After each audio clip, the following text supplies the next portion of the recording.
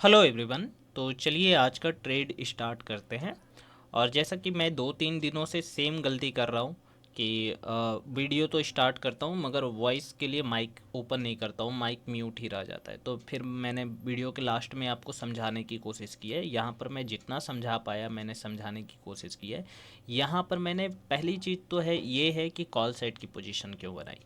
तो देखिए मैं आपको समझाता हूँ, जस्ट आप पीछे जाइएगा। मेरा वॉइस ओवर शायद समझ में ना आए क्योंकि यहाँ पर बोलने और चार्ट में जो मैं रिएक्ट कर रहा था, जिस तरीके से मैं हैंड टू हैंड समझाता हूँ वो नहीं समझा पाऊँगा। जय हिंद। तो यहाँ पर हमने अपनी पोजीशंस को क्लोज कर दिया है। तो कल की तरह फिर आज भी सेम चीज़ें, वीडियो तो रिकॉर्ड हुई मगर वॉइस नहीं रिकॉर्ड हो पाया। और कल मैंने वीडियो नहीं डाला था, आज मैं डाल रहा हूँ। ठीक है। तो मैं आपको समझाने की कोशिश करता हूँ कि आज हमने कॉल साइड की पोजीशंस को क्यों बनाया। अब देखो, अगर आपको याद हो तो आज से मंडे को शायद मैंने एनालिसिस की थी और मैंने आपको यही चीज़ें यहाँ पर समझाई थी। ये 1 डे टाइम फ्रेम है। मैंने आपको हमेशा से ही बोला है कि ट्रेंड को आइडेंटिफाई करना सीखिए। अगर आपने ट्रेंड को आइडेंटिफाई कर लिया है, अगर देखो ट्रेंड भी दो टाइप के हैं, एक तो आप लॉन्ग टर्म में जाओगे आइडेंटिफाई करने, एक तो आप शॉर्ट टर्म में जाओगे। अगर आपने लॉन्ग टर्म का ट्रेंड आइडेंटिफाई किया है तो आपको 3 से 4 दिन आपको ट्रेड मिलने वाले हैं उसी और। ठीक है। आप एक एक और रूल जो मैंने आपको बता रखा है, अगर आपको याद हो तो मैंने क्या बोला, अगर आप ट्रेंड के साथ चलोगे तो यहाँ पर क्या होगा, आप अपने प्रॉफिट को बढ़ा कर सकते हो। ठीक है। और यहाँ पर आपके लॉसेस के चांसेस कम हो जाते हैं। आपको पता होता है, अगर आपने ट्रेंड को आइडेंटिफाई किया है, जैसे आप जाकर के एनालिसिस में देखना, जब ये कैंडल बनी थी तो मैंने आपको बोला था जस्ट अगर गैप अप होता है, मेरे को फर्स्ट कैंडल दिखती है, मेरे को ट्रेंड का पता चल जाता है तो मैं 3 से 4 दिन ट्रेड करने वाला हूँ। ठीक है। 3 से 4 दिन ट्रेड करने वाला हूँ। अब 1 डे टाइम फ्रेम में एक रूल है, आप जैसे देखोगे तो आप यहाँ पर चालू मार्केट में ट्रेंड को आइडेंटिफिकेशन नहीं कर सकते हो। जैसे आपको यहाँ पर ग्रीन कैंडल दिख रही है, हो सकता है 3 बजे तक ये रेड में बदल जाए। तो यहाँ पर क्या एक एक छोटा सा ट्रिक है कि आप ना कैंडल को बनने दीजिए। ठीक है। आप कैंडल को बनने दीजिए, उसके बाद आप नेक्स्ट डे का कैंडल देखिए पूरा। उसके बाद आपको ये पता चल जाएगा कि नहीं यहाँ पर टीआरएस लग रहा है या मेरा जो कैंडल आता है या मैं जिस तरीके से भी पैटर्न पे काम करता हूँ वो पैटर्न बन चुका है, तो यहाँ पर मेरे को ट्रेंड का आइडेंटिफिकेशन हो गया। मैंने आपको क्या बोला है कि ट्रेंड को भी 3 तरीके से आइडेंटिफाई कर सकते हैं, चाहे आप पैटर्न वाइज कर लो। ठीक है। चाहे आप यहाँ पर अगर आप देखोगे तो आप पैटर्न वाइज भी कर सकते हो कि यहाँ पर डबल बॉटम बन गया, एक बॉटम यहाँ एक बॉटम यहाँ, डबल बॉटम हो गया, आपने ये ट्रेंड का आइडेंटिफिकेशन कर लिया।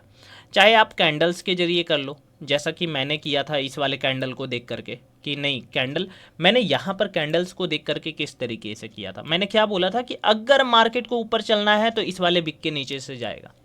सिंपल सी चीज़ें हैं। बिग क्रॉस हुआ, ग्रीन कैंडल बना, गैप अप हुआ मार्केट, मैंने कॉल साइड की पोजीशन लगानी स्टार्ट कर दी। अगर आप मेरा इस बिग का पूरा ट्रेड देखोगे ना तो कॉल साइड है 29 को मैंने एक डाउन साइड लिया था जिसमें मैंने लॉस किया।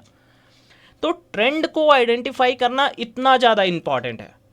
ठीक है। तो अगर आप देखोगे तो मैंने यही बातें आपको समझाई है कि अगर आपने लॉन्ग टर्म ट्रेंड को आइडेंटिफाई किया है तो 3 से 4 दिन आपको ट्रेड मिलेंगे, आपके लॉसेस के चांसेस कम हो जाते हैं और ऊपर से आप प्रॉफिट को बड़ा कर सकते हैं। सेम आपको क्या दिखेगा कि अगर आपने शॉर्ट टर्म में ट्रेंड को आइडेंटिफाई किया है तो वहाँ पर भी चांसेस मिलेंगे, मगर हाँ वहाँ पर आप ना तो प्रॉफिट को बड़ा कर सकते हो, आपने जो सोच के रखा है कि 150-200 पॉइंट उठाएंगे वहाँ तक चलना है, उसके बाद वहाँ पर अपने प्रॉफिट को फिक्स करना है।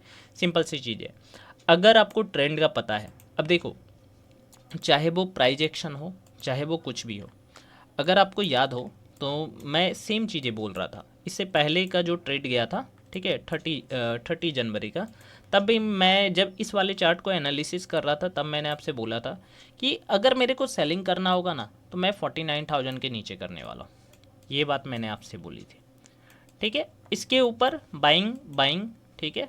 आराम से मार्केट में थोड़ा सा वेट कीजिए, ब्रेकआउट हुआ यहाँ पर बाई कर लो। ठीक है। तो ये चीज़ें चलती है। अब एसएल हंटिंग बोलो या आप इसे प्राइज एक्शन बोलो, एक सिंपल सी बात मैं समझता हूँ कि आपका अगर कन्फ्यूजन दूर हो गया है कि मेरे को बाई करना है या सेल करना है, उसके बाद देखो इसमें से दो ही चीज़ होगा। यहाँ पर मेरे को पता है कि 49,000 के ऊपर है, मार्केट में एक अप ट्रेंड चल रहा है तो मैं यहाँ पर बाई करूँगा। अब बाई करूंगा तो कहाँ पर बाई करूंगा, एक सिंपल सी बात है कि मेरे को ये सेकंड कैंडल पे ये बिग दिख गई तो मेरे को वेट करना है। मैंने ये बात हमेशा से ही बोली है कि अगर 100 लोग यहाँ ट्रेड लगा रहे हैं भाई, तो मेरे 90 लोगों के एसएल्स इस बिग के नीचे होंगे। आप अगर यहाँ पर कॉल साइड की पोजीशन कोई बना रहा है तो उससे बड़ा मूर्ख तो कोई नहीं है, क्योंकि मैंने ये मल्टीपल टाइम आपको सिखा रखा है, कोई आज की बात तो है नहीं। अगर आप यहाँ पर ट्रेड लगा रहे हो ग्रीन कैंडल देख करके अप साइड में, तब तो आप मूर्ख हो। फिर आपको एसएलसी जाएंगे, अगर आप देखोगे तो यहाँ पर एसएलसी गए होंगे,